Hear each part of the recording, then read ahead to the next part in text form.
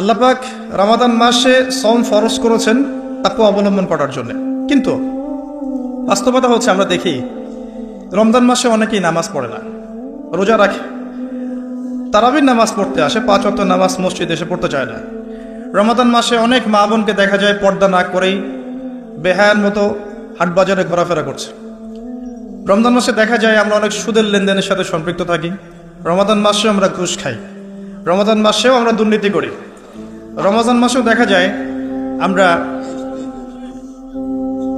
এই যে অশ্লীল মুভিজগুলো, টিভি, তারপরে এই যে থিয়েটার, আপনার ফ্যাশন শো, আপনার পর্নোগ্রাফি, সিরিয়াল, এগুলো অনেকে দেখি। রমজান মাসেও আমরা এই কাজগুলো করি। রমজান মাসে অনেক হোটেলে দেখা যায় পর্দা টাঙানো আছে, ভিতরে খাবার খাওয়া হচ্ছে। রমজান মাসে অনেক কিছু দেখা যায় যেগুলো আসলে তাকওয়ার খেলাফ।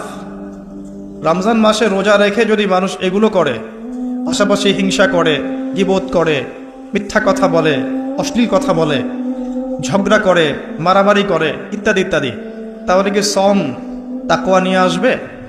এই রোজা কি আমার জীবনে তাকওয়া নিয়ে আসবে?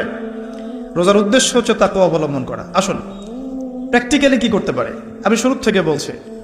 প্রথমত, রমজান মাস আসার আগে আমাদেরকে একটা হাদিস মাথায় রাখতে হবে। একটা হাদিস, মাত্র একটার কথা বলছি, হাদিস অনেক আছে, আমি একটার কথা বলছি।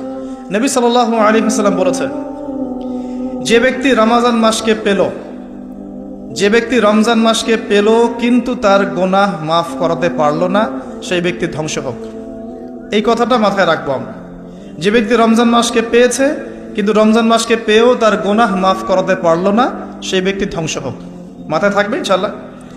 আরেকটা হাদিস, আল্লাহ রাব্বুল আলামিন তার রাসূলকে বলছেন আমাদেরকে জানিয়ে দেওয়ার জন্য, যে ব্যক্তি রমজান মাসে ঈমানের সাথে সওয়াবের আশায় সবগুলো সওম রাখবে, সবগুলো রোজা রাখবে, আল্লাহ পাক তার বিগত জীবনের সমস্ত পাপ মাফ করে দিবেন। আরও আছে, যে ব্যক্তি রমজান মাসে ঈমানের সাথে সওয়াবের আশায় তারাবির সালাতগুলো পড়বে, আল্লাহ পাক তার সমস্ত গুনাহ মাফ করে দিবেন। আরেকটা আছে, যে ব্যক্তি ঈমানের সাথে সওয়াবের আশায় রমজান মাসের লাইলাতুল কদর জাগবে, লাইলাতুল কদর শেষ দশকের বিজোড় রাতগুলোর মধ্যে আছে, এই ব্যক্তির সমস্ত গুনাহ আল্লাহ পাক মাফ করে দিবেন। এই কয়েকটা হাদিসই যথেষ্ট আমাদের জন্য। এগুলো মাথায় রেখে আমরা এখন প্ল্যান করি। রমজান আসার আগেই নিজের গুনার হিসাব করতে হবে। কিসের হিসাব? যেহেতু আল্লাহ রাসূল বলেছেন এই মাসে গুনাহ মাফ করাতে পারলো না, তার জন্য ধ্বংস। কে জানে যে এর পরের রমাদানে আপনি বেঁচে নাও থাকতে পারেন। আমরা কেউই বেঁচে নাও থাকতে পারি, সম্ভাবনা নাই।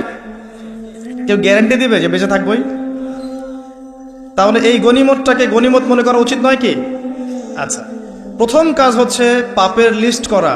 আপনি আমি খুব ভালো করেই জানি যে আমরা আমাদের জীবনে কি কি বড় পাপ করেছি, আমাদের বিবেক জানিয়ে দিবে না? আমরা কিন্তু ভালো করেই জানি যে আমরা আমাদের জীবনে কি কি বড় পাপ করেছি। কত বছর নামাজ পড়িনি, কত বছর রোজা রাখি নাই, কত বছর যাকাত দেই নাই, কার কার ক্ষতি করেছি, কার কার উপর জুলুম করেছি, কয়বার জেনা করেছি, কয়টা মেয়ের সাথে সম্পর্ক করেছি, কতদিন বেপর্দায় চলেছি, বয়ফ্রেন্ডের সাথে কোথায় কোথায় ঘুরেছি, বয়ফ্রেন্ডের সাথে কি কি করেছি। এখন তো গার্লফ্রেন্ডও কি কি করে, তাই না ভাই? সুবহানাল্লাহ। আর কিসের জন্য অপেক্ষা করছেন? কিয়ামতের জন্য। আর কোন নিদর্শনের জন্য অপেক্ষা করছেন? তবে এর পরে একটা সময় আসবে যখন মানুষ ছেলে ছেলে আর মেয়ে মেয়ে বিয়ে করবে। এটা এই ধাপটা পার করে আরেকটা ধাপে যাবে, সেটা হচ্ছে মানুষ জন্তু জানোয়ারের সাথে জেনা করবে। বিশ্বাস করলেন না? অপেক্ষা করতে থাকেন। যখন এটাও দেখবেন তখন আমার কথা মনে করে, ভাই কথাটা বলছিল আগেই, মানুষ জন্তু জানোয়ারের সাথেও জেনা করবে। ছেলে ছেলেকে বিয়ে করছে না, মেয়ে মেয়েকে বিয়ে করছে না, এবং এটাকে প্রমোট করা হচ্ছে এমনভাবে যে এটা একটা ভালো জিনিস, সেটা একটা ব্যক্তি স্বাধীনতা, মানুষ চাইলে করতেই পারে। কয়দিন পরে দেখবেন মানুষ জন্তু জানোয়ারের সাথেও জেনা করবে। বাচ্চাদেরকে মানুষ ধর্ষণ করছে না? এক সময় ছিল কি এই জিনিসটা? বাচ্চাদেরকে কেউ ধর্ষণ করতো? আজকে থেকে 100 বছর আগে ছিল? চিন্তা করে দেখেন, ছিল না। কিন্তু এখন স্বাভাবিক হয়ে যাচ্ছে না? অনেক দেখবেন বাচ্চা এখন ধর্ষিত হচ্ছে। আর যেহেতু এগুলোর বিচার হয় না সুষ্ঠু, দর্শক পার পেয়ে যায়। এগুলো কিন্তু এমনি এমনি হয়নি, আস্তে আস্তে এই সময়গুলো আসবে। যাই হোক, আমরা আমাদের ঈমান আমল হেফাজত করি, আমাদের পরিবারটাকে হেফাজত করি। আল্লাহ পাক তৌফিক দান করুন। তো যেটা বলছিলাম, আমরা কিন্তু জানি খুব ভালো করি যে আমরা কি কি পাপ করেছি। এই পাপগুলোকে একটু খাতার মধ্যে লিস্ট করতে হবে, পারবেন? নিজের বড় বড় পাপগুলোকে খাতায় লিস্ট করতে পারবেন? পারা যাবে ইনশাআল্লাহ। ছোটখাটো পাপের কথা বাদ দেন। ছোটখাটো পাপ আল্লাহ পাক অজু করলে মাফ করে দেন। অজু করলে পাপ মাফ হয়ে যায়। নামাজের জন্য হেঁটে যাচ্ছেন, পাপ মাফ হয়ে যায়। আপনি এই যে আপনার পায়ের মধ্যে একটা কাটা ফুটেছে, পাপ মাফ হয়ে গেছে। আপনি জ্বর আসছে, আপনার গুনাহ মাফ হয়ে যাচ্ছে।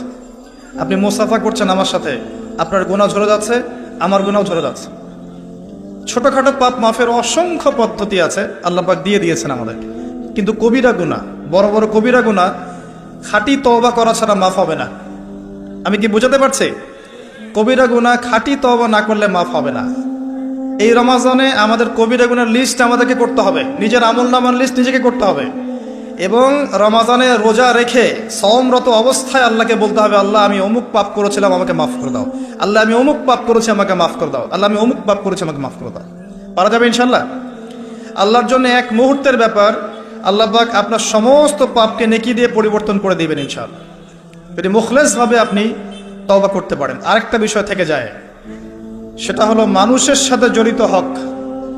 অনেক সময় দেখা যায় কাউকে গালি দিয়েছে, কাউকে অপবাদ দিয়েছে, কারো সম্মানহানি করেছে, কাউকে মিথ্যা অপবাদ দিয়েছে, কারো প্রতি হিংসা করেছি, বিদ্বেষ রেখেছে, কারো সম্পদ আত্মসাৎ করেছে, কারো জিনিস চুরি করেছে, ছিনতাই করেছি বা ডাকাতি করেছে, বা কারো সম্পদ আত্মসাৎ করে নিজের পেটে ভরেছে, প্রতিবেশীর জমি মেরে দিয়েছে, ওই দুই প্রতিবেশী চাষের জমি জোর করে জবরদখল করেছে।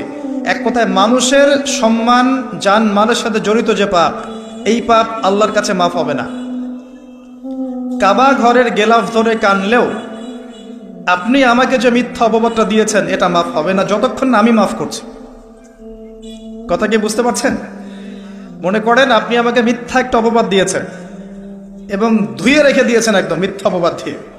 যতক্ষণ আমি আপনাকে মাফ না করছি, কাবা ঘরে গিয়ে গেলাফ ধরে কান্নাকাটি করলো, এই পাপ মাফ হবে না ইনশাআল্লাহ। এই অবস্থায় মৌত হলে কি হবে? পরকালে দেখবেন আমি দাঁড়িয়ে আছি আপনার জন্য, আপনার হিসেব হচ্ছে, হিসেব শেষ। আপনি সালাত, সওম, হজ জাকাতের নেকি নিয়ে উঠেছেন, কিন্তু দেখছেন আমি দাঁড়িয়ে আছি, আমার মতো আরো 10 জন দাঁড়িয়ে আছে। ওই 10 জনকে আপনি গালি দিয়েছিলেন, অপবাদ দিয়েছিলেন, তাদের গীবত করেছিলেন, তাদের সম্পদ বা সম্মানের হানি করেছিলেন। এখন কিয়ামতের মাঠে আপনার নেকি দিয়ে এই ঋণ শোধ করতে হবে, অন্য কোনো অপশন নাই। আর যদি নেকি শেষ হয়ে যায় তখন কি হবে? তখন আমার আমলনামা থেকে কিছু গুনাহ আপনাকে নিতে হবে। আল্লাহ পাক ন্যায় বিচারক। আল্লাহ পাক শুধু গফুর রহিম নন, আল্লাহ পাক শুধু পরম করুণাময় অসীম দয়ালুই নন, বরং তিনি হচ্ছেন ন্যায় বিচারক। ন্যায় বিচারক। একজন ধর্ষক যদি বলে যে আল্লাহ পাক তো গফুর রহিম, আল্লাহ আমাকে মাফ করে দিতে পারেন, তাহলে যাকে ধর্ষণ করলো সে তার উপর জুলুম হবে না? আল্লাহ পাক যদি ধর্ষককে মাফ করে দেন, তাহলে যাকে ধর্ষণ করা হয়েছে ওর প্রতি জুলুম হবে না? কথা বুঝতে পারছেন না? মনে করেন আপনি নাউজুবিল্লাহ কারো সম্পদ আত্মসাৎ করেছেন, এখন আল্লাহ যদি আপনাকে মাফ করে দেন, তাহলে এই যে যার সম্পদ আপনি আত্মসাৎ করেছেন এর উপরে জুলুম করা হচ্ছে না? আল্লাহ পাককে জুলুম করবেন? এক জাররা পরিমাণ করবেন না। কিয়ামতের মাঠে নেকি দিয়ে তার এই ঋণ শোধ করতে হবে, অথবা তার গুনাহ আপনার কাঁধে নিয়ে জাহান্নামের পথে যেতেও হতে পারে। আল্লাহ পাক হেফাজত করুন। এই জন্য সবসময় সতর্ক থাকবেন আপনার যারা যেন মানুষের হক নষ্ট না হয়। মানুষ আপনাকে গালি দেখ, থাপ্পড় মারুক, জমি আত্মসাৎ করে ফেলুক, হক নষ্ট করুক, কি করে করুক, আপনি তারটা করতে চান না। যারা করছে আপনি লাভবান। আপনি কেমন করে লাভবান? আপনি অসংখ্য নেকি পাচ্ছেন, আপনি জানছেনও না। যেই আপনার বিরুদ্ধে মনে করেন আপনি নিষ্পাপ, আপনি মাজলুম, আপনি কোনো অন্যায় করেন নাই, আপনার বিরুদ্ধে জুলুম করা হচ্ছে, অপবাদ দেওয়া হচ্ছে, আপনাকে আন্ডারএস্টিমেট করা হচ্ছে, ইত্যাদি ইত্যাদি, আপনি বসে বসে নেকি পাচ্ছেন, বসে বসে নেকি পাচ্ছেন। এবং পরকালে কিয়ামতের মাঠে উঠে দেখবেন অসংখ্য নেকি অটোমেটিক আপনার আমলনামায় চলে আসবে। তখন তারা আফসোস করবে, দুনিয়াতে এই কাজগুলো না করে ভালো কিছু করলে ভালো হতো। যাই হোক, মানুষের সাথে জড়িত পাপ আল্লাহর কাছে মাফ হবে না। এই কারণে এই রমজান মাসে ওই লিস্টের মধ্যে থাকবে আমি কার কার ক্ষতি করেছি, থাকবেই। কিন্তু যতটুকু মনে পড়ে, যতটুকু মনে পড়ে লিখে ফেলবেন, সুযোগ থাকলে সেটা ফেরত দিয়ে দিবেন। যদি সুযোগ না থাকে ক্ষমা চেয়ে নেবেন। যদি সেই সুযোগও না থাকে তার পরিবারের কাছে ক্ষমা চেয়ে নেবেন। যদি সেই সুযোগও না থাকে তার পক্ষ থেকে সদকা করে দিয়ে পারা যাবে ইনশাল্লাহ। সেই সুযোগও নাই, তাহলে হাতটা তুলে তার জন্য দোয়া করবেন, আল্লাহ আমি আমার অমুক ভাইকে মিথ্যা অপবাদ দিয়েছিলাম, আল্লাহ তুমি তাকে মাফ করে দিও। আশা করা যায় আপনার গুনাহ আল্লাহ মাফ করে দিবেন ইনশাআল্লাহ। আসুন, রমজানের প্রথম কাজ এইটা, গুনার লিস্ট করা। একটু ধৈর্য ধরে বসেন, আমি অনেক ক্লান্ত, অনেক লম্বা সফর করে আসছি, এই জন্য আস্তে আস্তে কথা বলছি আর কি। তবে ইনশাআল্লাহ আজকে আমরা রমজানটাকে কিভাবে কাটাবো এবং কোরআনময় করে কিভাবে কাটাবো কিছু উপকারী কথা আপনাকে বলবো ইনশাআল্লাহ তাআলা। আল্লাহ পাক আমাদেরকে আমল করার তৌফিক দান করুন। প্রথম কাজ পাপের লিস্ট করা, তারপরের কাজ হচ্ছে তওবা করা। রমজানে আমরা তওবা করব যে আল্লাহ পাক আমি দুনিয়াতে যত পাপ করেছি, জানা অজানা, ছোট বড়, প্রকাশ্য গোপন, যত পাপ করেছি, যা আমি জানি যা আমি জানি না, যা তুমি আমার চেয়ে ভালো জানো, আল্লাহ মাফ করে দাও। পারা যাবে ইনশাআল্লাহ। খালি বলতে হবে আস্তাগফিরুল্লাহাল্লাযী লা ইলাহা ইল্লা হুয়াল হাইয়ুল কাইয়্যুম ওয়া আতুবু ইলাইহি। এটা পড়বেন। অথবা আল্লাহুম্মা আনতা রাব্বী লা ইলাহা ইল্লা আনতা খালাকতানি আনা আবদুক ওয়া আনা আলা আহদিক ওয়া ওয়া'দিকা মাস্তাতা'ত আউযু বিকা মিন শাররি মা সানা'ত আবুউ লাক বিনি'মাতিকা আলাইয়া ওয়া আবুউ বিযানবি ফাগফিরলি ফাইন্নাহু লা ইয়াগফিরু যুনুবা ইল্লা আনতা। পারা যাবে ইনশাআল্লাহ। হিসনুল মুসলিম, গুগল প্লে স্টোরে যান, একটা অ্যাপস আছে হিসনুল মুসলিম, একটা বই আছে, এটা কিনেন, সমস্ত দোয়া এখানে দেয়া আছে, দেখবেন আর পড়বেন, পকেটের মধ্যে রাখবেন, দেখবেন, পড়বেন। পড়া যাবে ইনশাআল্লাহ। ইনশাআল্লাহ। এরপরে তওবার পরে কি? তওবার পরে রমজান মাসের বাজার আগে করব। এখন শাবান মাস চলছে, হাতে যতটুকু টাকা পয়সা আছে বা জমানো কিছু টাকা তো আছে, এখান থেকে আপনি রমজান মাসের বাজার করবেন। রমজান মাসে আপনি বেশি বেশি বাজারে যাবেন না, ওই মাসে যেটা আর্ন করবেন সেটা জমিয়ে রাখবেন, সমস্যা নাই। সম্ভব হলে ঈদের যে কাপড় চোপড় লাগে, আপনার স্ত্রীর জন্য এক সেট, আপনার বাচ্চার জন্য এক সেট, আপনার এক সেট, নতুন কাপড় পরার সুন্নত, এবং আমরা সবাই নতুন কাপড় পরার চেষ্টা করবো ইনশাআল্লাহ। যাদের নতুন কাপড় নাই তাদেরকে কাপড় দেওয়ার চেষ্টা করবো ইনশাআল্লাহ। এটাও কিনে রাখতে পারেন আগে ভাগেই। রমজান মাসে আপনি বাজারে সময় দিবেন না, দুনিয়ার কাজে বেশি ব্যস্ত হবেন না, এটা একটা টার্গেট। এরপর আপনি রমজান মাসে একটা প্রজেক্ট হাতে নেবেন যে আমার মতো বহু মুসলিম সমাজে আছে যাদের পুরো মাস চলার মতো টাকা পয়সা নাই, আছে না?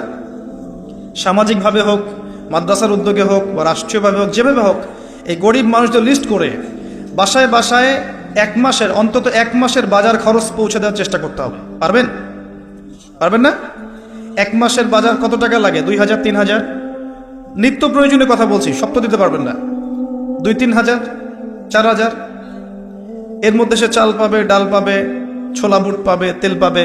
বাই দ্য ওয়ে, তেলের দাম যে এখন কত আমি তো জানি না, আমি অবশ্য বাজারে চাই না, আমি জানি না দাম কত। তবে একটা ফেসবুক স্ক্রল করতে গিয়ে একটা ভিডিও আসলো, দেখলাম যে দেখে খুব হাসি বের হলো আর কি, যে বাড়ির গিন্নি সে কড়াই ধরে আছে আর বাড়ির কর্তা ওই তেলের বোতলটাকে তালা দিয়ে লক করে রেখেছে আর কি। তো গিন্নি এসে বলছে আজকে রান্না করবো, তেল দাও। সে উঠলো, উঠে লক খুললো, লক খুলে যে কৌটাটা আছে, যে কৌটার মুখটাতে এক কর্ক তেল ঢেলে এই আপনার কড়াইতে দিল, যে এটা দিয়ে আজকে চালাও। তো আল্লাহ পাক আমাদের এক শ্রেণীর অসৎ ব্যবসায়ীদেরকে হেদায়েত করুক, যারা কৃত্রিম সংকট তৈরি করে জিনিসপত্রের দাম বাড়ায়। আল্লাহ পাক এদেরকে হেদায়েত করুক, কঠিন শাস্তির আওতায় আনা উচিত। যদি এটা ওমর রাদিয়াল্লাহু আনহুর শাসন হতো, দেখতেন শাস্তি কাকে বলে, প্রকাশ্যে শাস্তি দিত তারা। যদি এটা ওমর রাদিয়াল্লাহু আনহুর যুগ হতো, তাহলে দেখতেন শাস্তি কাকে বলে। ওমর ইবনুল খাত্তাব রাদিয়াল্লাহু আনহুর একজন ছেলে একটা অন্যায় করেছিল, সম্ভবত তিনি মদ পান করেছিলেন, সম্ভবত। কাজী দোররা দিচ্ছে 80 বেত্রাঘাত, দোররা আস্তে আস্তে দিয়েছে, আমিরুল মুমিনিনের ছেলে, জোরে মারা যাবে না। ওমর রাদিয়াল্লাহু আনহু নিজে উঠে গিয়ে সেই দোররা হাতে এনে নিজে পিটানো শুরু করলেন। দোররা মারা শেষ হওয়ার আগেই ছেলে ডেড, স্পট ডেড।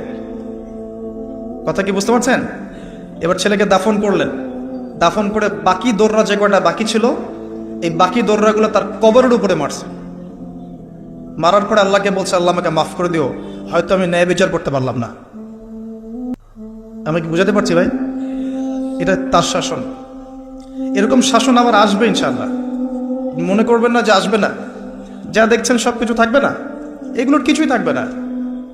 পুরো বিশ্বে যা দেখছেন, এই আমেরিকা, এই আপনার ইসরায়েল, এই রাশিয়া, এই যে চায়না, এই যে ন্যাটো, আপনার ইউনাইটেড নেশনস, যা যা দেখছেন সব কিছু ধ্বংস হয়ে যাবে ইনশাআল্লাহ। এটাই বাস্তব। কুদি আল আমর, লেখা হয়ে গেছে কোরআনে এবং সুন্নায়।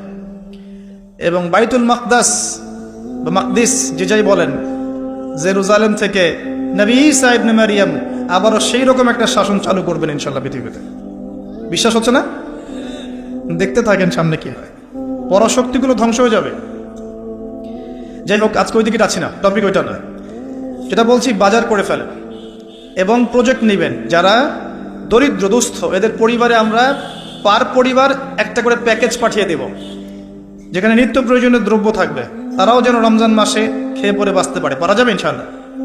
চেষ্টা করেন, আল্লাহ পাক আপনার রিজিকে বরকত দিবে ইনশাআল্লাহ তাআলা। একটা হাদিসে আছে, বান্দা যতক্ষণ অন্য ভাইয়ের সাহায্যে থাকে, আল্লাহ ততক্ষণ ওই বান্দার সাহায্যে থাকে। আর একজন মুসলিম ভাইয়ের প্রয়োজন পূরণ করতে যাওয়া, খালি হেঁটে হেঁটে যাওয়া, এটা মসজিদে নববীতে বসে 12 বছর ইতিকাফ করার চেয়ে বেশি নেকির কাজ। এগুলো আমরা হয়তো বুঝি না, মনে করি তার সাথে যাব, আমার তো সময় নষ্ট হচ্ছে। আপনি 12 বছর ইতিকাফের নেকি পাচ্ছেন, তাও যে কোনো মসজিদে না, নববী মসজিদে। সুবহানাল্লাহ। রমজানে আর কি করবেন?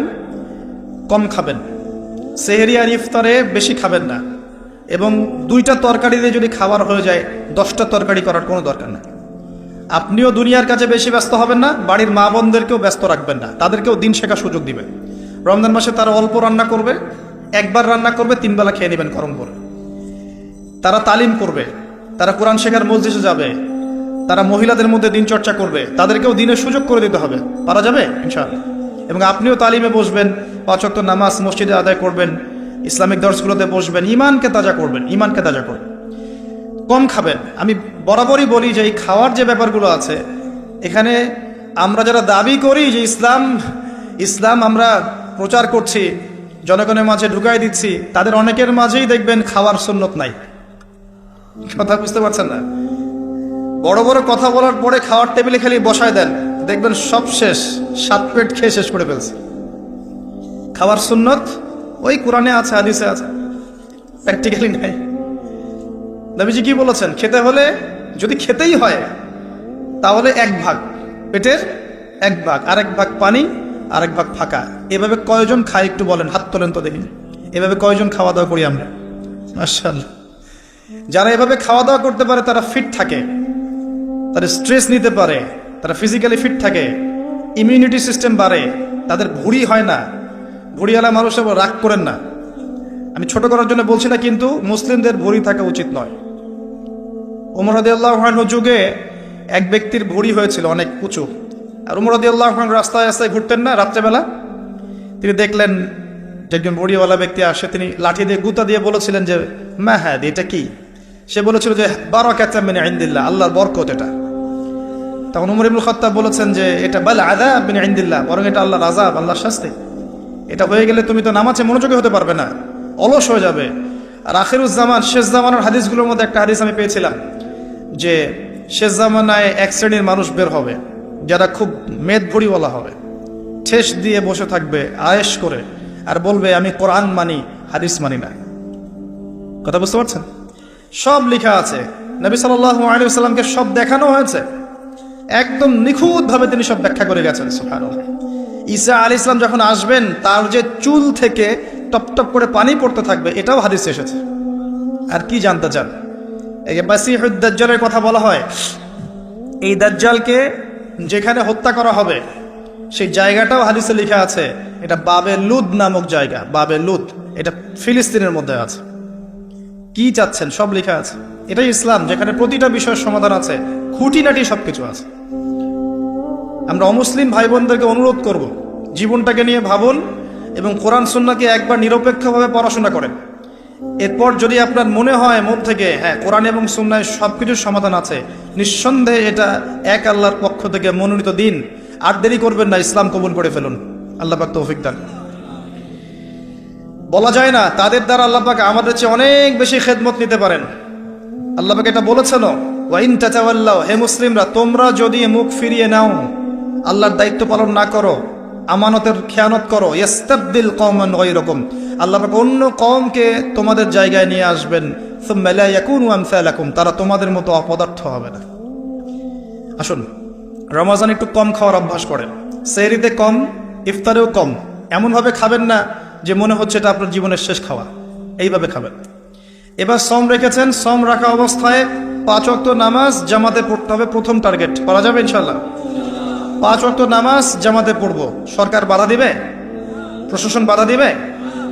আপনার পরাশক্তির আপনাকে বোম মারবে? কিচ্ছু হবে না।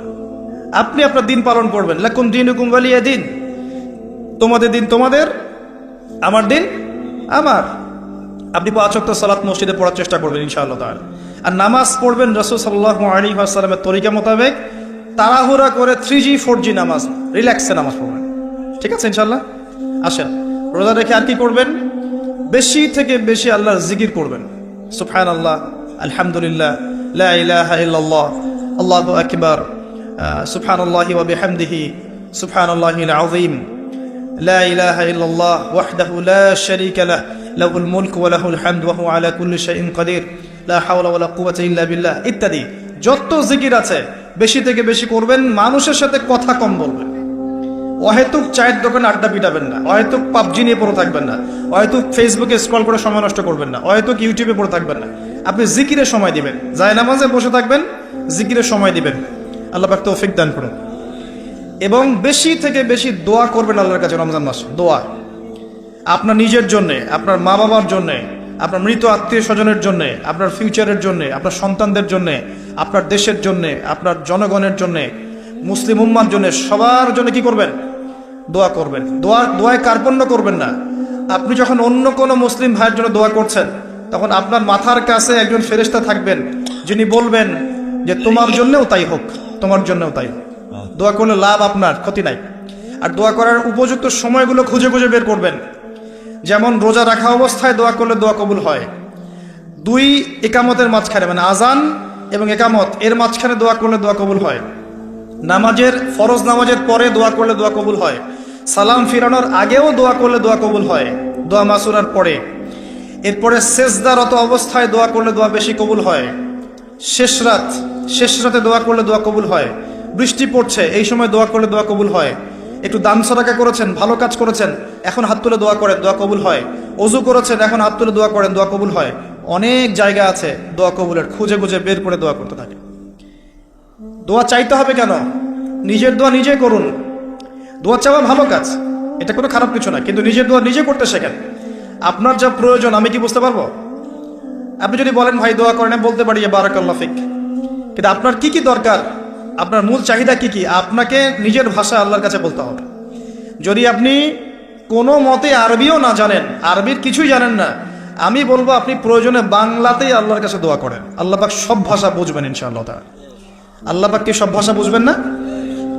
ইনশাআল্লাহ তাআলা। বেশি বেশি দোয়া করবেন। রমজান মাসে আরেকটা কাজ করবেন, যাকাত। আপনাদের যাকাত যেটা আছে নিসাব পরিমাণ যাকাত লিস্ট করে ফেলবেন, হিসাব করবেন, রমজান মাসেই যাকাত দিয়ে দিবেন। যাকাত আটকে রাখবেন না। যদি যাকাত কেউ অস্বীকার করে, সে আর মুসলিম থাকে না, সে কাফের হয়ে যায়। এটা মনে রাখবেন, যাকাত অস্বীকার করার কোনো সুযোগ নেই। আর অলসতা করে যদি না দেন, এই যাকাত কিয়ামতের মাঠে আল্লাহ পাক এগুলোকে সোনা রূপা পরিণত করবেন, করে গলাবেন, গলিয়ে কপালে, গালে আর পিঠে লেপটে দিবেন, বলেন নাউজুবিল্লাহ। এবং এই যাকাত একটা সাপের আকৃতি নিবে, সাপ, বিষাক্ত সাপ, যেটা গলায় পেঁচানো থাকবে, মাথাটা থাকবে এই কপাল বরাবর। কবরের মধ্যে যখন শোয়ানো হবে, এই কপাল বরাবর এই সাপ ঠকাতে থাকবে, বলবে আমি তোমার সম্পদ, আজকে সাত ভোগ কর। এটা কি আমরা চাচ্ছি? চাচ্ছি না। যাকাত দিয়ে দেন। আর যাকাত ইসলামিক অর্থনীতির ভিত্তি। যাকাত দিলেই গরিবের কাছে আপনার সম্পদ যাবে, তখন সেও খেয়ে পরে বাঁচতে পারবে। এভাবে সাম্য বজায় থাকবে। আল্লাহ আমাদের বোঝার তৌফিক দান। রমজান মাসে একটা কাজ করবেন, সেটা হলো পরিবারকে সময় দিবেন, পরিবারকে টাইম দিবেন। পরিবারের মধ্যে ইসলামিক সংস্কৃতি গড়ে তুলবেন। একসাথে সেহরি করবেন, একসাথে সাহরি করার পরে একসাথে ইফতার করবেন, একসাথে তালিম করবেন, ইসলামিক কোনো লেকচার একসাথে শুনলেন। মানে ইসলামকে এনজয় করবেন পরিবারকে নিয়ে, সাথে করে নিয়ে। বাচ্চা কাচ্চারা দেখবে ছোটবেলায় আমরা বাবাদের সাথে এটা করেছিলাম, ওইটা করেছিলাম। ইফতার বানাচ্ছেন বাসায়, বাচ্চাদেরকে ইনভলভ করবেন। বাচ্চাদেরকে রোজা রাখতে উৎসাহিত করবেন, ওদেরকে নবীদের গল্প শোনাবেন, ইসলামিক কালচারে বড় করবেন, দেখবেন পরিবারের মধ্যে শান্তি রহমত নেমে আসবে ইনশাআল্লাহ। পারা যাবে ইনশাআল্লাহ। রমজান মাসে আরও একটা কাজ করবেন, সাদাকাতুল ফিতর। সাদাকাতুল ফিতর দিয়ে দিবেন। এটা সম্পর্কে আলেম ওলামারা আপনাদেরকে বলবে খুতবা ইনশাআল্লাহ, আমি আগেই বলে রাখলাম, সাদাকাতুল ফিতর দিয়ে দিবেন। রমজান মাসে আরেকটা ইম্পর্টেন্ট কাজ আছে, সেটা হলো যে আমাদের সমাজে অনেক এতিম থাকে, বিধবা থাকে, নিঃস্ব অসহায় মানুষ থাকে। এই মানুষগুলোর পাশে দাঁড়ানোর চেষ্টা করবেন, বেশি থেকে বেশি দান সাদাকা করবেন। যতটুকু সামর্থ্য আল্লাহ দিয়েছেন আপনি বেশি থেকে বেশি দান সাদাকা করবেন। এভাবে ইনশাআল্লাহ আপনি রমজানটাকে উপলব্ধি করতে পারবেন, এনজয় করতে পারবেন। আপনার সালাতের মাধ্যমে, আপনার সিয়াম রাখার মাধ্যমে, দোয়া করার মাধ্যমে, জিকির করার মধ্য দিয়ে, পরিবারের সাথে এনজয় করার মধ্য দিয়ে দেখবেন আপনি আত্মশুদ্ধি অর্জন করতে পারছেন। আরেকটা কাজ, রাতের বেলা তারাবির সালাত। রাতের বেলা তারাবি মসজিদে জামাতে পড়ার চেষ্টা করবেন এবং সবচেয়ে সুললিত কণ্ঠে যিনি তেলাওয়াত করতে পারেন তাকে ইমাম বানাবেন। নামাজটা এনজয় করা যায় যেন। রুকু করলে সেজদা পাই না এমন নামাজ দরকার নাই। আমার কথা মন খারাপ করছে? রুকু করলে সেজদা পাই না এমন নামাজের দরকার নাই। ধীর স্থিরভাবে নামাজ পড়েন, মধ্যম পন্থায় নামাজ পড়েন, সুললিত কণ্ঠে তেলাওয়াত করেন। ওই মক্কার তারাবি দেখেন, মদিনার তারাবি দেখেন, অনেক সুন্দর তারাবি। রাকাত সংখ্যা নিয়ে ঝগড়া করেন না। সামনে একটা ঝগড়া আসবে, 20 টাকার নাত রাকাত, তারপরে আবার ঝগড়া আসবে, ঈদের তাকবীর কতটা, ঝগড়ার তো শেষ নাই। আস্তে আস্তে আস্তে আস্তে ইসলামের বিরোধী শক্তি যারা, তারা বিশ্বের নেতৃত্ব দেওয়ার আসনে চলে গেছে, আর আমরা আপোষে এই মারামারি কাটাকাটি ঝগড়া নিয়ে পড়ে আছে। বিশ্বাস করছেন? এই হচ্ছে বাস্তবতা। কে কার গীবত করবে, কে কাকে অপবাদ দিবে, কে কার উন্নতি দেখে টেনে নামাবে, কে কাকে হিংসা করবে, কোন দলকে কাদা ছড়াছড়ি করবে, কোন আলেমকে, কোন বক্তাকে, এগুলো চলছে সমাজে। আর ইখতিলাফি মাসআলাগুলোকে নিয়ে আমরা এতটা সময় নষ্ট করেছি, এই সময়ে ইসরায়েল 70 বছর এগিয়ে গেছে। কথা বুঝতে পারেন না মনে হয়। সামনে দেখেন কি হয়, সামনে সে বিশ্বকে নেতৃত্ব দিবে, দেখে নিয়েন। ও মুসলিমদের নাকের ডগার উপর বসে সারা বিশ্বকে নেতৃত্ব দিবে। মুসলিমরা কিচ্ছু করতে পারবে না যতক্ষণ না ইমাম মাহদি আসছেন, তার আগ পর্যন্ত না। ইল্লা মাশাআল্লাহ, ইল্লা মাশাআল্লাহ। যদি আল্লাহ পাক কিছু বান্দাকে খাস করে নেন সেটা আলাদা বিষয়। মানে এখনো এই পৃথিবীতে এমন কিছু বান্দা আছে যারা কোশ্চিনকালেও জালেমের সামনে মাথা নত করবে না, যারা হকের উপর থাকবে, যারা ইসলামের বিরোধী শক্তিকে ছাড় দিবে না, এমন বান্দাও পৃথিবীতে আছে। তাদের কথা ভিন্ন। বেশিরভাগ মুসলিমই লাহুম কুলুবুন লা ইয়াফকাহুনা বিহা, এরকম পর্যায়ে পড়ছে। হৃদয় আছে উপলব্ধি করে না, চোখ আছে দেখে না, কান আছে শোনে না। এগুলোর ইখতিলাফ বাদ দিয়ে আপনি স্থিরভাবে নামাজের রাকাত সংখ্যা না, আপনি কোয়ালিটি বাড়াবেন। নামাজটা কত সুন্দর হচ্ছে এটা একটা ফ্যাক্ট। এবং তারাবির নামাজটাকে এনজয় করেন। খতম হবে কোরআন, আমরা কোরআনকে এনজয় করবো ইনশাআল্লাহ। এরপরেও শেষ রাত্রে আপনি চেষ্টা করেন নিজে ওঠার জন্য পরিবারের লোকজনকে ওঠানো। আসো 2 রাকাত নামাজ পড়ি, আসো 4 রাকাত নামাজ পড়ি। সেহরি করার 1 ঘন্টা আগে ওঠা যাবে না? সেহরি করার 1টা ঘন্টা আগে উঠলেই কিন্তু আমি মিনিমাম 5-6 রাকাত, 8 রাকাত, 10 রাকাত নামাজ পড়তে পারবো। 2 রাকাত তো পারবো কমসে কম। 2 রাকাত পড়ে একটু তাসবিহ তাহলিল করে, একটু কোরআন তেলাওয়াত করে আল্লাহর কাছে হাত তুলে দোয়া করা যাবে না? ওই সময় আল্লাহ পাক প্রথম আসমানে নেমে আসেন, সুবহানাল্লাহ।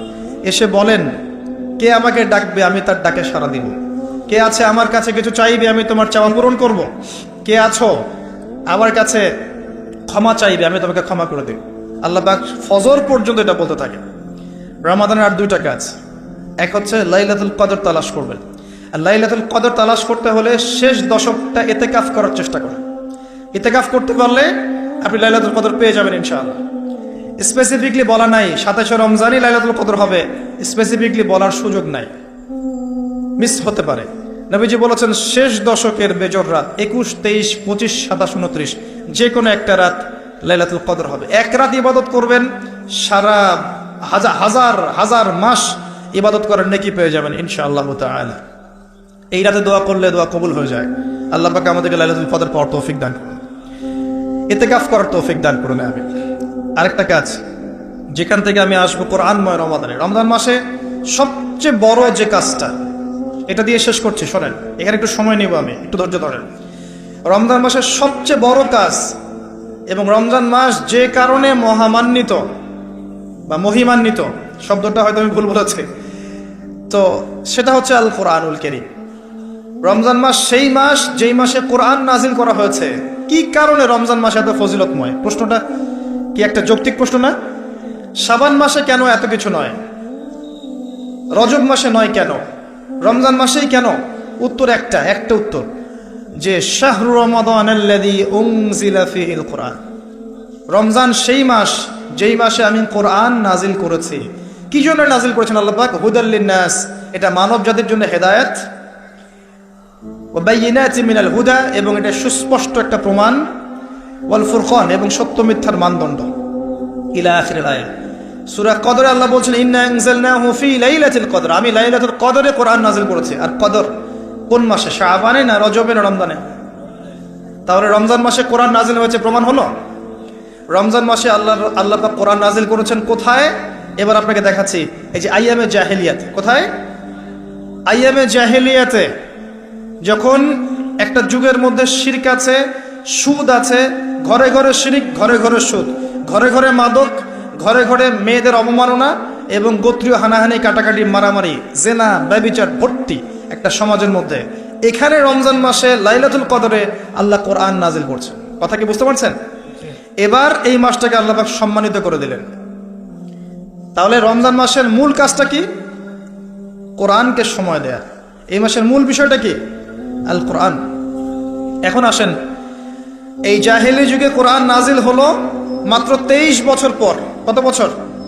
মাত্র 23 বছর কোরআন অনুযায়ী চলার পরে দেখা গেল ওই জাহেলি যুগের মধ্যে কোনো শিরক নাই, ওই জাহেলি যুগের মধ্যে কোনো সুদ নাই, ওই জাহেলি যুগের মধ্যে কোনো নারীর অবমাননা নাই, ওই জাহেলি যুগের মধ্যে কোনো রকমের মাদক নাই, এই জাহেলি যুগের মধ্যে, ওই জাহেলি যুগের কোনো গোত্রীয় হানাহানি নাই, সবাই ভাই ভাই হয়ে গেছে। সুবহানাল্লাহ। কত বছর? 23 বছর। কিভাবে চলেছেন? এই আল্লাহর কিতাব আল কোরআনুল কারীম, এর শিক্ষা এবং এর ব্যাখ্যা সুন্নাহ, এটাকে ফলো করে চলা হয়েছে 23 বছর, মাত্র 23 বছর। এখন সেই আল্লাহ কি নাই? সেই নবী নাই? নবী জীবিত না থাকলেও তার সুন্নাহ নেই, এবং সেই কিতাব আমাদের মাঝখানে নাই? সবই আছে। সেই আল্লাহ থাকেন, সেই নবীর সুন্নাহ থাকে, এবং সেই কিতাব আমাদের মাঝে থাকে। তাহলে আমাদের জাহিলিয়াতগুলো দূর করা সম্ভব না? কি করবেন রমজান মাসে কোরআনকে? আপনি জেনেছেন রমাদান মাস কোরআনের মাস, এই মাসটাকে আপনি কিভাবে মূল্যায়ন করবেন? আমি কয়েকটা ক্লাসিফিকেশন বলছি, লিসেন, এই জায়গাটা একটু ভালো করে শোনেন। 1 নাম্বার, বিভিন্ন শ্রেণীর মানুষ থাকে। এক শ্রেণীর মানুষ আছে আমাদের সমাজে যারা আলিফ বা তা সা মোটেই জানে না। আছে? আছে?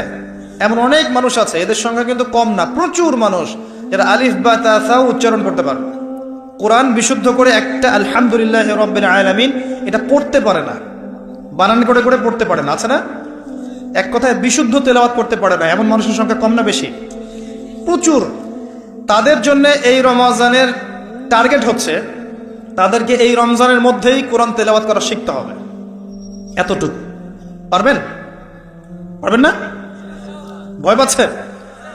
রমজান 1 মাস সময় লাগার কথা না, আপনার 20 দিন সময় লাগবে কোরআন তেলাওয়াত শিখতে। ইচ্ছা হবে? বিশ্বাস হচ্ছে না? হয়তো আপনি দ্রুত গতিতে পড়তে পারবেন না, কিন্তু পড়তে পারবেন। আপনি মদ, মাখরাজ, তাজবিদগুলো শিখতে পারবেন।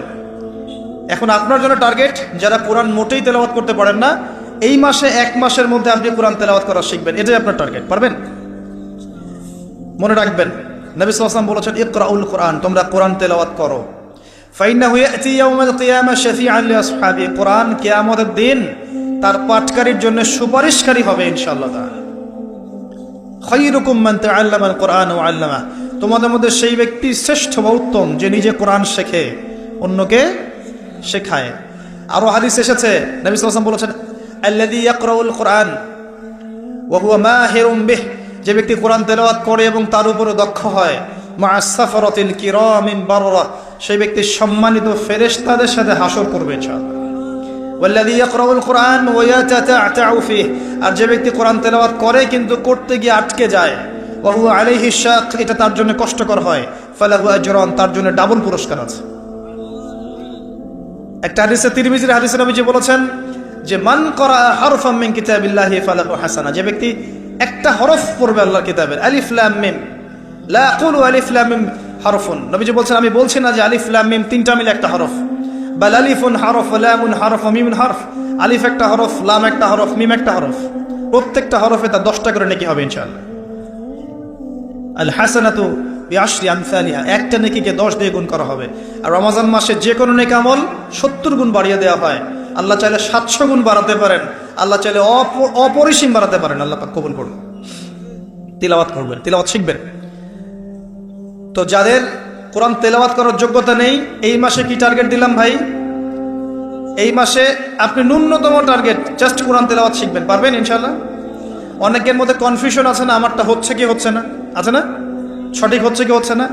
আপনিও এই টার্গেটে থাকেন, আপনি এই মাসে কোরআন আবার তেলাওয়াত করা শিখবেন। কিভাবে শিখবেন? মাদ্রাসায় কোর্স করানো হবে, আপনি মাদ্রাসায় যাবেন।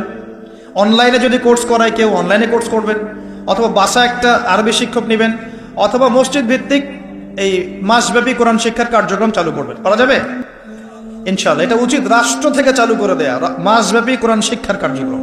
এটা করতে পারলে সবচেয়ে ভালো হতো। এদেশ থেকে যত মহামারীর ভাইরাস সব চলে যেত। বিশ্বাস করেন না? কোরআনের বরকতে সব বিপদ আপদ কেটে যেতে পারে।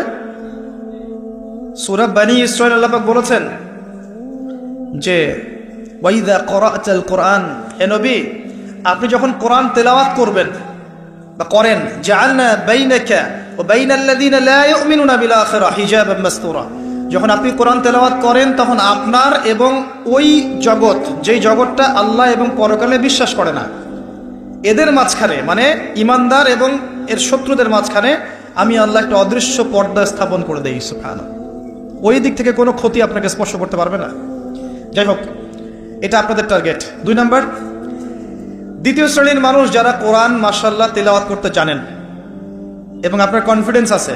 এখানে একটা কথা বলতে ভুলে গিয়েছিলাম যে আপনাকে শয়তান 3 ভাবে বিভ্রান্ত করতে পারে। একটা হচ্ছে শয়তান কিন্তু আপনাকে বোঝাতে পারে যে আপনি অনেক জানেন, আপনার জানার দরকার নাই। এটা শয়তান আপনাকে বোঝাতে পারে। 2 নাম্বার, বোঝাতে পারে যে আপনার দ্বারা হবে না, আপনি পারবেন না। আমার কথাটা মনে রাখেন। 3 নাম্বার, বোঝাতে পারে যে আমার অনেক সময় পড়ে আছে, পরে শিখে নিবে, এটা তাড়াহুড়ার কি আছে। এই 3টা অস্ত্র শয়তানের বড় বড়। আরেকটা অস্ত্র আছে 4 নাম্বার, সেটা হলো শিখতে গিয়ে দেখবেন শয়তান ওয়াসওয়াসা দিবে, এই টিচার ভালো না, ওস্তাদ ভালো না। এটা একটা ওয়াসওয়াসা। ওস্তাদের হাতে নিজেকে ছেড়ে দিতে হবে, তারপরে সে বুঝবে আপনাকে কোন পথে নিয়ে যেতে হবে। নবী মূসা আলাইহিস সালাম যখন এসেছিলেন খিদর আলাইহিস সালামের কাছে, হাল আত্তাবিউকা আন তুআল্লিমানি মিম্মা উল্লিমতা রুশদা, তিনি এসে বলেছেন, হে খিদর আমি কি আপনার সাথে থাকতে পারি এই শর্তে যে আল্লাহ আপনাকে যে জ্ঞান শিখিয়েছেন আমাকে শেখাবেন? তখন খিদর আলাইহিস সালাম বলছেন, ইন্নাকা লান তাসতাতিআ মা'ইয়া সাবরা, তুমি তো আমার সাথে ধৈর্য ধরতে পারবে না। ধৈর্য ধরে ওস্তাদের কাছে সুপর্দ করতে হয়, তারপরে জ্ঞান পাওয়া যাবে ইনশাআল্লাহ। এত অস্থির হলে হবে না। 2 নম্বর শ্রেণী যারা পড়তে পারেন তাদের জন্য নসিহত হচ্ছে, এই রমজান মাসে আপনার টার্গেট এই কিতাব আপনি একবার খতম করবেন, একবার অনলি। পারবেন? অনলি একবার। প্রত্যেক দিন আপনি 1 পারা করে পড়বেন, প্রত্যেক দিন 1 পারা, 30 দিন 30 পারা। সম্ভব? খুব কঠিন? পারা যাবে না ইনশাআল্লাহ। আল্লাহ পাক তৌফিক দান করুন। আবারও বলছি, কোরআন তেলাওয়াত করলে আপনি প্রত্যেক হরফে 10 নেকি পাবেন। আপনি এই কোরআন আপনার পক্ষে সুপারিশ করবে, আপনি সম্মানিত ফেরেশতার সাথে হাসর করবেন।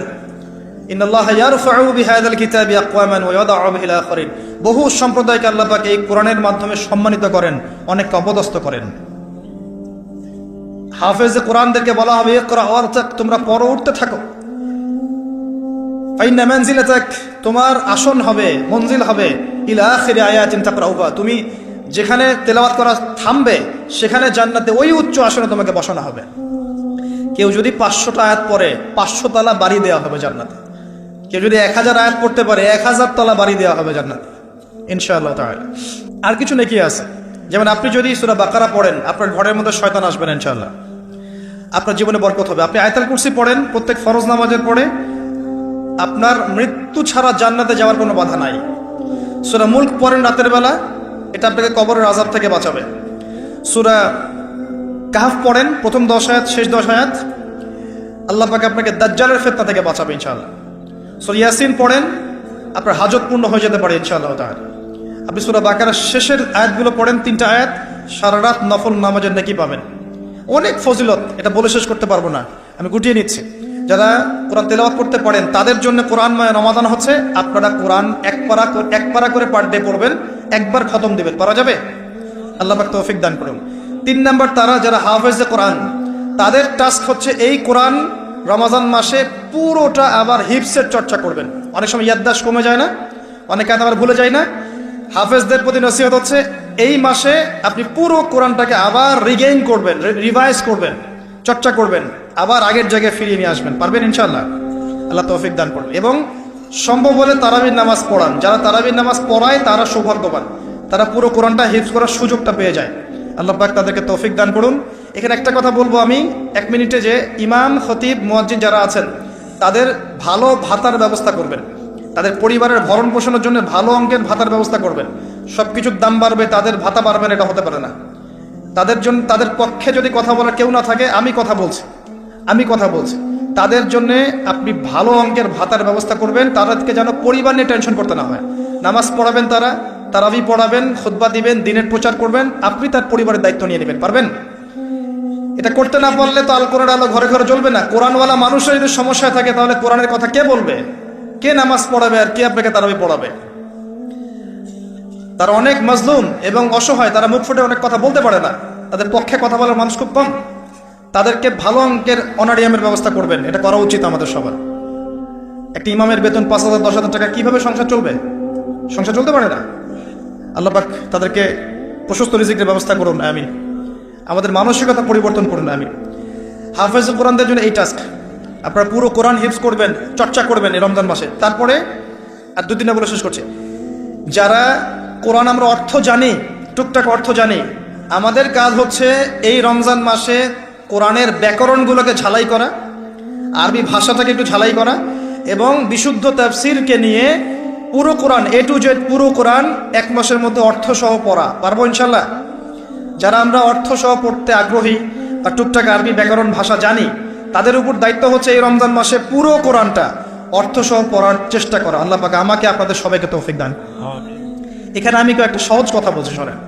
আল কোরআনুল কারীমের মধ্যে 600টা পৃষ্ঠা আছে। কয়টা পৃষ্ঠা?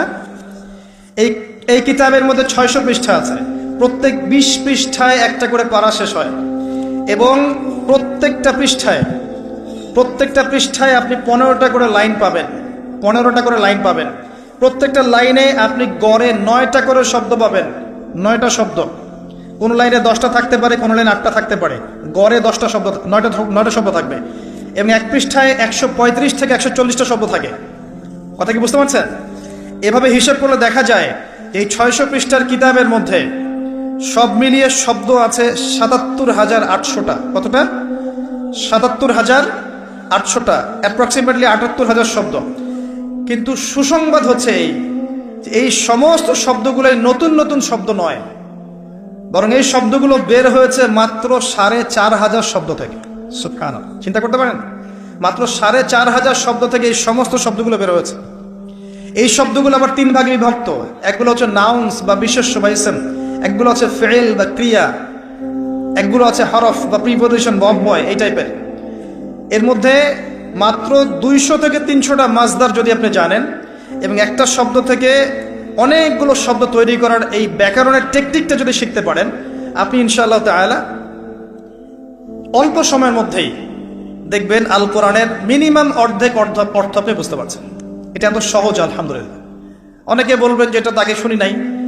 নতুন নতুন মেথড আসছে না, FM মেথড, এই মেথড, সেই মেথড আসছে না। আরবি ভাষা নিয়েও চর্চা হয়, মেথড বের হয়। আরবি ভাষা নিয়ে, কোরআন নিয়ে অনেক গবেষণা চলছে, এবং নতুন নতুন অনেক কোর্স এবং বই লঞ্চ হচ্ছে। এগুলো ঘাটাঘাটি করেন, আপনি দেখবেন যে কোরআনটাকে আল্লাহ পাক সহজ করেছেন। আল্লাহ পাক এটাই বলেছেন, ওয়ালাকাদ ইয়াসসারনাল কোরআনা লিযিকরি ফাহাল মিন মুদ্দাকির। কোরআনকে আমি বোঝার জন্য সহজ করেছি, কেউ কি আছো উপদেশ গ্রহণকারী? আপনি এই ব্যাকরণগুলো শেখেন। আমি একটা ওয়েবসাইটের নাম বলে দিচ্ছি, www.understandquran.com। দেখেন, এখানে সব ভিডিওসগুলো দেওয়া আছে। সময় নিয়ে এখানে দেখেন, ইংরেজি ভাষায় দেওয়া আছে, উর্দু ভাষায় দেওয়া আছে। আপনি বুঝবেন, সহজ উর্দু, সহজ ইংরেজি, আপনি পারবেন ইনশাআল্লাহ তাআলা। একটু সময় দেন, 6টা মাস, 1টা বছর সময় দেন, আপনি ইনশাআল্লাহ আল কোরআনের মিনিমাম 60 থেকে 70% অর্থ করতে পারবেন ইনশাআল্লাহ তাআলা।